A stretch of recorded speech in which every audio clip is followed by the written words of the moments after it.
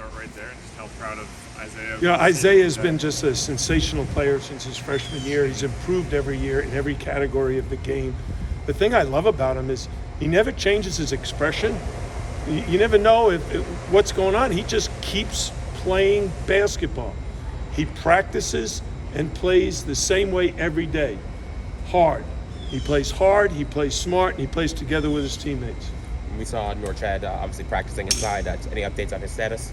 Well, I don't know if you would call stretching and shooting threes practicing.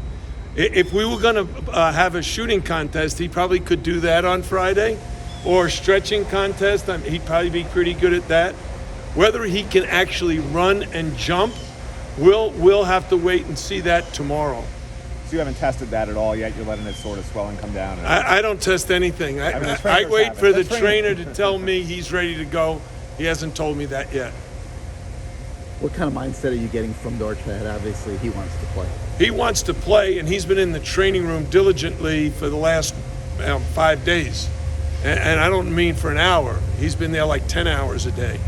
So he's bound and determined to get as well as he can in a very short period of time, considering the injuries he sustained against Duke Friday night. I assume you looked at Drake a little bit. What are your initial thoughts on the challenge there? I think Drake and their entire program, they have a consistent winning culture. They've won over 20 games 5 years in a row. Tucker DeVries is as good a player as there is in the country, skillfully. I mean, he can shoot it, he handles, he can post you up, defends, rebounds. And, you know, they got Wilkins, who's the leading three-point shooter in school history, and Sturts, who's the leading rebounder in school history.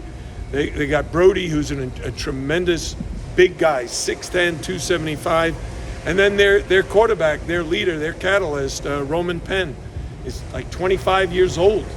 And he's been through the wars. He knows exactly what it takes to win. So I think this is a heck of a matchup for us. And, you know, saw the video that the Players Tribune put out, you know, the Don't Pick Us video and everything. Yeah. Is that how much have you guys embraced kind of being the underdog the last 2 seasons, really? Yeah, I think, you know, playing the underdog role is fine with me. But, you know, the bottom line is it doesn't matter who you play or where you play. What does matter is how you play.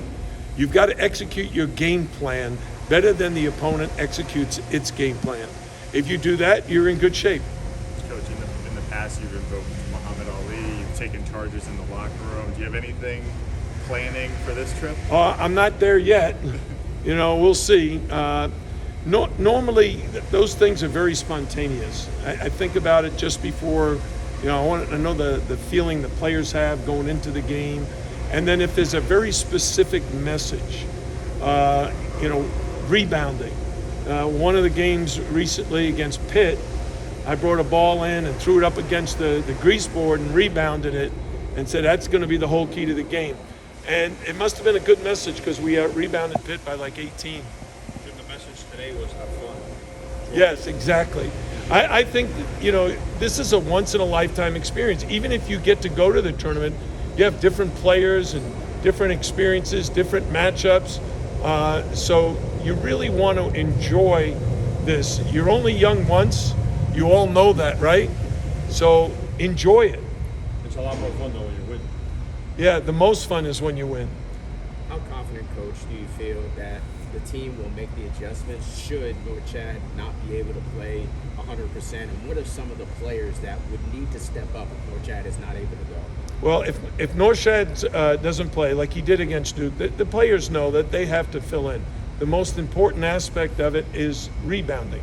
Norchad's one of the premier rebounders in the country, so we got to gang rebound. We got to have more guys step up. Anthony Walker, AJ Casey, our guards have to rebound more. Jordan Miller.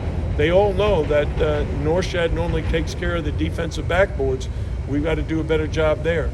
So how have you seen AJ Casey kind of develop through the season? I remember at the beginning of the year, you were kind of like, we don't know how much the freshmen are going to play, and now we could be playing, you know, crucial minutes in postseason. Yeah, I think AJ Casey has made significant progress, especially at the defensive end of the floor.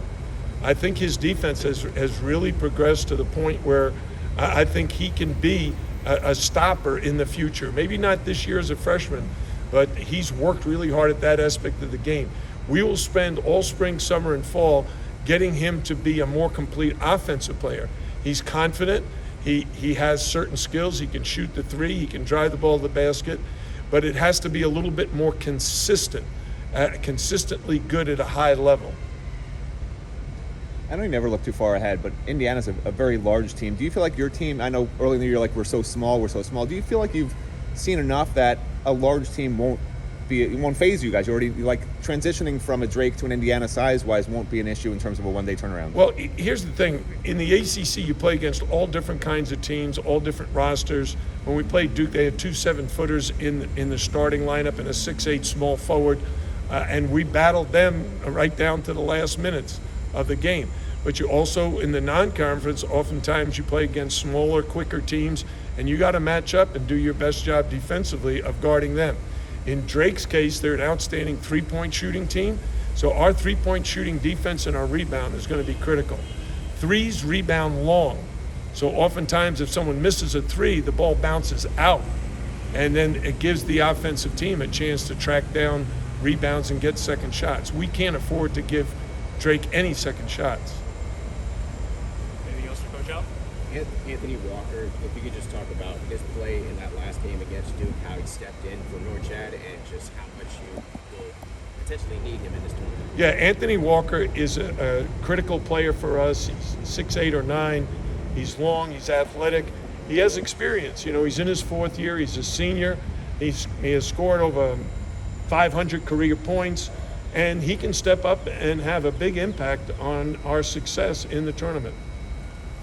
Coach, how do you think Jordan will approach the matchup potentially with Tucker? I mean, it seemed very similar. I think Jordan Miller just plays the game. He's a confident young man. He's a humble young man. And if you've talked to him, you know he's an articulate young man. So he's smart about life. He's smart about basketball. He's smart in the classroom.